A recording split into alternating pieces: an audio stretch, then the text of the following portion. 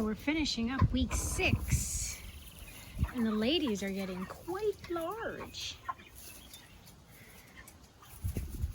I moved the feeder onto this side, so we have the feeders quite separate from one another, and we still keep the extra water containers for the ones that haven't gotten onto the automatic water feeder.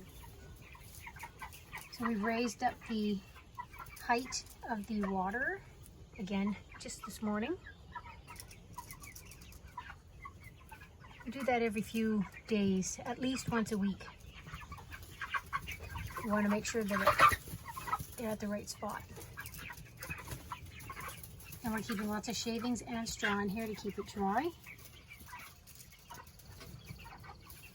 And we've reached out to our processor and just reconfirmed our date for about 2 weeks from now. The meat birds are only kept for 8 weeks.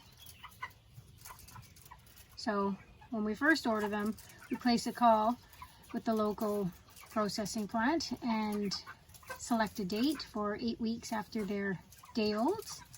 And then week 6, I follow up with them to make sure that there's no problem with our processing date.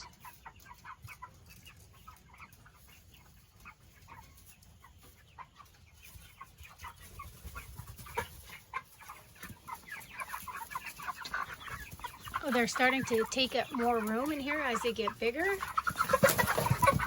and they're quite skittish, so we have to be careful when we move around when we're inside the chicken coop with them. So it appears as if we have a lot of space, but you'll see in the next week or two, this space will slowly fill right in with chickens.